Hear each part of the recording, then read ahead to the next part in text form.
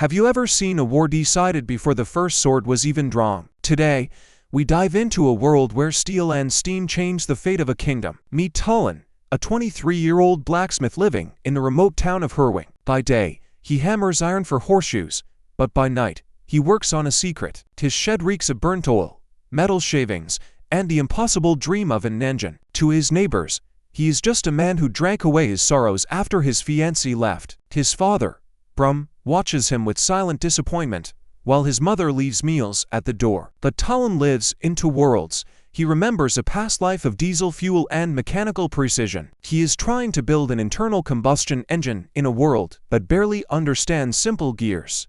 14 failed attempts to cast a cylinder block have left him scarred and exhausted.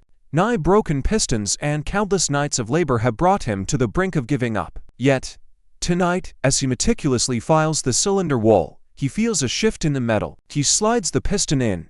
It glides perfectly, smooth as silk, without a single hitch. He sits on the dirt floor, staring at the cold iron, realizing he has finally succeeded. This is no longer just a scrap of metal, it is the heartbeat of a new era. He assembles the crankshaft, a crooked piece of forged steel that miraculously holds its own. The flight wheel, carved from cast iron over 3 weeks of grueling labor, begins to spin. The biggest hurdle remains the spark plug.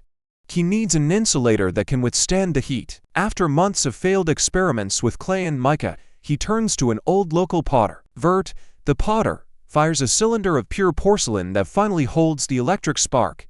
Now, the engine needs fuel, and Tollen knows that alcohol burns just like gasoline. He seeks out Grim, the town's social outcast and master moonshiner living in a basement. Grim is a man with red eyes and shaking hands, widely dismissed as a hopeless drunk. When Tollen explains his machine, the drunkard stops shaking and listens with sharp intensity. Grim reveals he was once a scholar at the alchemical college before being expelled for heresy. They form an unlikely alliance, bonding over the science of combustion and forbidden knowledge. Grim purifies the moonshine to pure ethanol, creating the perfect fuel for Tollen's beast. The engine is mounted. The magneto, made of magnetic or and copper wire, is ready.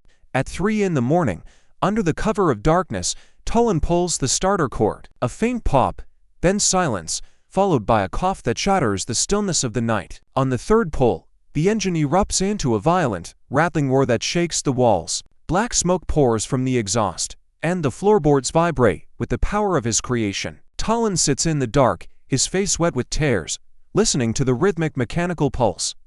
His mother finds him at dawn, his clothes stained with grease, his eyes burning with triumph. She offers him tea without asking questions, sensing that the world has quietly changed. His father asks if it worked, and upon Tollen's nod, simply tells him to get to work. A day of forging horseshoes begins, masking the greatest secret in the kingdom of Westmer. For 2 weeks, Tollen works in the smithy by day and builds a frame at night. He welds iron strips into a chassis, rough but sturdy enough to hold the engine. For wheels with wooden spokes are ordered from a wagon maker who asks no questions. He fashions a steering lever and a primitive belt-driven transmission to move the cart. The brakes are nothing more than wooden blocks pressed against the rims, a hand lever. It is a monstrosity of iron and leather, weighing 300 kilograms of pure potential. Grim brings more fuel and shares his knowledge of sprockets he kept from his college days. Together, they replace the slipping belt with a heavy, thumb-sized forged chain drive. Tollen realizes that with Grim's help,